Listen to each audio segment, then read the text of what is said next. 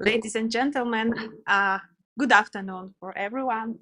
My name is Magdalena Klimek-Ochab. I work at Wrocław University of Science and Technology in quite big group supervised by Professor Andrzej Orzychar, in subgroup supervised by Ewa Duda.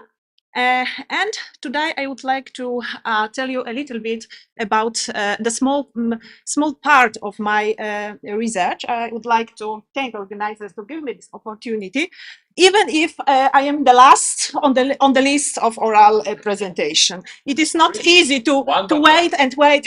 One but last. Yes, yes. But final lecture is a special lecture. So let's start.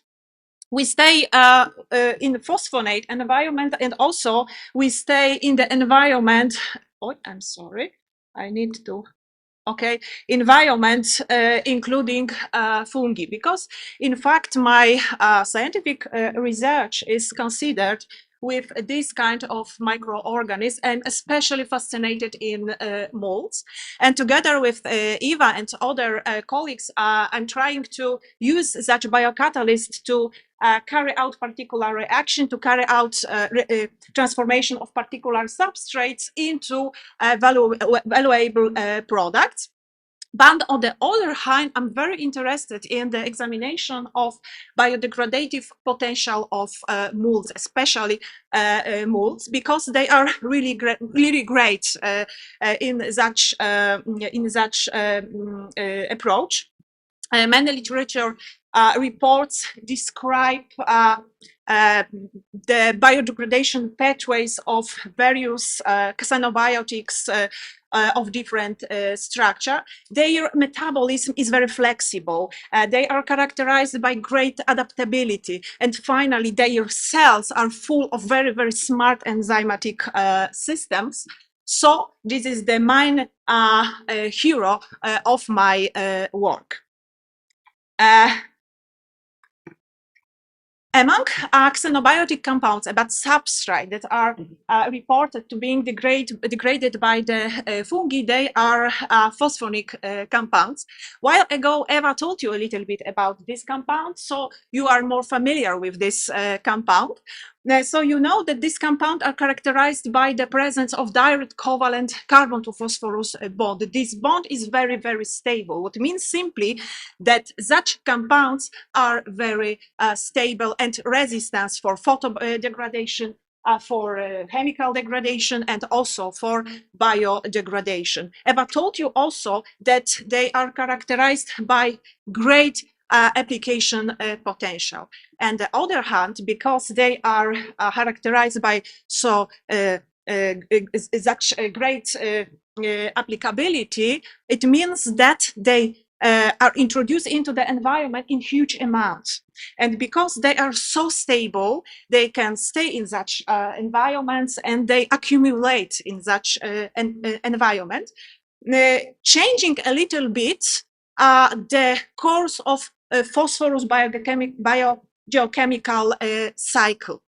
This is why we should try to follow the fate of these compounds in the environment. In literature, we have a lot of information concerning the biodegradation of phosphonates. A lot of microorganisms are described being able to do this process, especially fungi and bacteria that use biological system based on transaminases, hydrolysis, oxidoreductases, and others enzymes. And in most cases, the process of phosphonate biodegradation is dependent on the phosphate status of the cell, what means that the presence of phosphorus in the environment can inhibit the degradation of phosphonates. The processes that are independent on the phosphate, the presence in the environment, are reported, but less often. And it's not strange that many research teams are interested in such biodegradation of phosphonates, and among research teams, they are our teams. I have to say we are quite experienced in the examination of the degradation of phosphonic compounds. And usually in our research, we are focusing in three types of phosphonates. They are our research models, I mean glyphosate, phosphonoacetic acid, and 2-amino-ethyl phosphonic acid, which is the kind of natural phosphonate. And this compound, it's the hero of my presentation. I would like to tell you a little bit about fungal degradation of this compound. During our research, we found some fungal strains able to do this process. We decided to study in more detail Penicillium commune and the degradation of 2-amino-ethyl phosphonic acid, ciliatine, by Penicillium commune was a part of the study did by my PhD student, now Dr. Natalia Zielonka. Penicillium commune this is our methodology, very shortly and very schematically shown, because the first, our procedures are divided into three steps. The first step is concerning on the study of the kinetics of our phosphonic substrate decomposition. Then we try to obtain sulfy extract. It's not easy to do this, especially with fungi. Then we make a part of research using this sulfy extract enzymatically active against the phosphonate, and finally we are trying to isolate and characterize natural native enzymes. So our strain, Penicillium commune, was able to metabolize ciliatine, what this compound served as the only phosphorus. And during this cultivation process, we observed significant decrease in the 2-AEP concentration in the medium. And this process was concomitant with the liberation of inorganic phosphate. This effect was unusual and was especially visible in the case when we prepare the biomass on the inorganic phosphate. Then we perform the 24-hour starvation under the deficiency of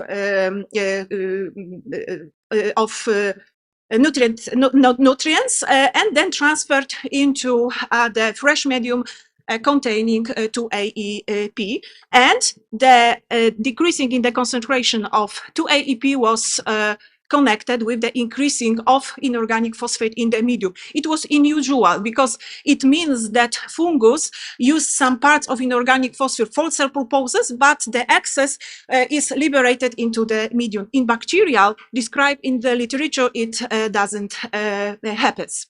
It was for us was a little bit promising because we thought that this process can be independent on the phosphate status of the cell, but our research proved that unfortunately this process is dependent on the phosphate status of the cell, because the presence of inorganic phosphate in the same cultivation medium in which we use 2-AEP as a source of phosphorus can significantly influence the biodegradation course. And if the inorganic phosphate is present in a very big amount, sufficient to fulfill the cell requirements, the biodegradation of 2-AEP is completely blocked. But if the inorganic phosphate is present in a small amount, after the utilization of inorganic phosphate, fungus starts to utilize this compound, 2-amino-ethyl phosphonic acid. The main goal of our research was to check the fungal biodegradation pathway. And in bacterial, we know that this process is two steps process, in which the first reaction is catalyzed by the specific transaminase, while the second is catalyzed by phosphonates. Two enzymes, both enzymes are characterized, but only from prokaryotic origins. we know that in case of bacterial transaminase, this enzyme prefers only the pyruvic acid as a source of, as a amino group acceptor. But our previous research done using the fungal cells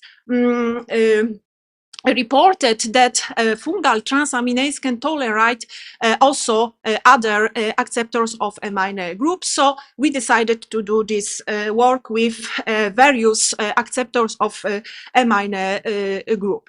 And the first step was to obtain enzymatically active extract. We did this. The level of activity was not so high.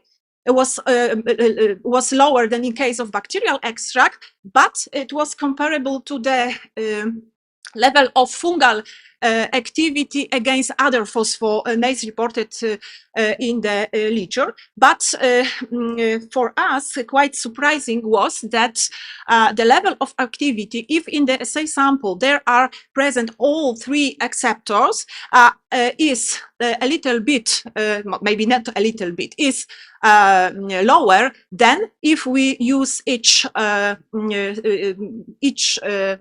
acceptor separately. And as you can see, oxaloacetic acid is the best amino group acceptor for tested transaminase. This was quite interesting for us. We wanted to explain this phenomenon, and we tried to check the effect of different combination of amino group acceptor concentration on the specific activity of the extract of Penicillium commune. And if you look at this table, you can find that always if two acceptors are present in the same sample, we can see the decreasing in the enzymatic activity, the level of enzymatic activity, and the highest decreasing is in the case when alpha-glutaric acid and oxaloacetic acid are present in the same sample. It's worth to clarify this problem, but you have to know that this is not simple, because look, transaminase is really hard to work, because these enzymes types require two different substrates to bind to the same cofactor at the same active site. So such results are only preliminary results. We need to work more and more to clarify this problem, because it is quite interesting for us. The most important part of our work was to isolate and characterize enzymes, and the first enzyme was transaminase, and we failed in this point. This enzyme is not characterized up to now. It was not possible to finish this work. Up to now, we indicated that oxaloacetic acid is preferred amino group acceptor from this transaminase, and we directly prove the activity of this enzyme in cell-free, fungal cell-free extract, showing the relation between the substrate and two possible form product, L-aspartic acid and phosphonoacid aldehyde. And we did very preliminary characterization of this enzyme. We were more lucky in case of phosphatidylethanolamine. It was also much more interested for us, because this is this enzyme which directly cleaves the CP bond. But I have to say that this work will not be possible without our friend Professor Mucha, because he was responsible for the synthesis of this compound. This compound, phosphonoacid aldehyde, is not commercially available. So because of his synthetic skills, we can do our work. And at the beginning, we started with the proving of the activity of phosphatidylethanolamine in the cell-free extract. We show the decreasing in substrate concentration with the decreasing substrate concentration and increasing of two product concentration. And during this research, we also demonstrated the key role of magnesium ions for fungal phosphonoacid aldehyde hydrolysis. And it was for us very interesting because it suggested that this enzyme can be quite similar to bacterial enzyme, because look, bacterial enzyme belongs to the HAD superfamily, the halogen acid dehalogenase group.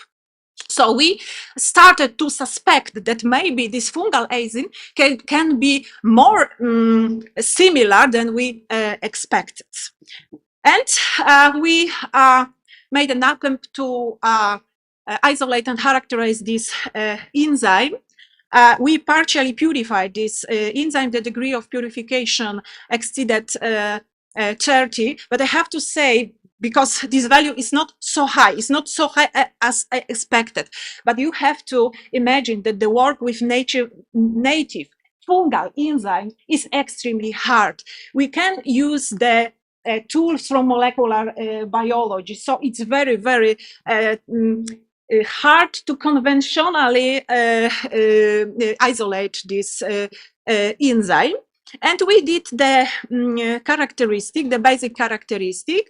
The obtained protein was sequenced because we were interested in the amino acid sequence. As you can see, the general result here, because it's maybe not visible, but it was not possible with our protein to obtain a complex entire sequence of this phosphatidylethanolamine.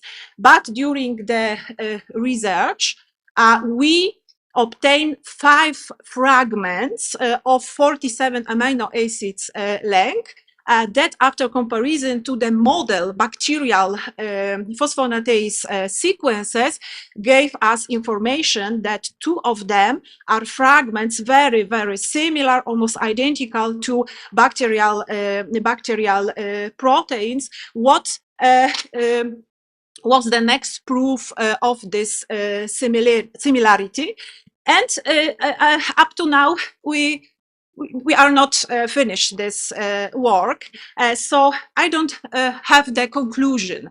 Professor Ostaszewski yesterday said that every presentation should have the conclusion. I don't have it, because the conclusion I will prepare when I finish my work. Thank you for your attention.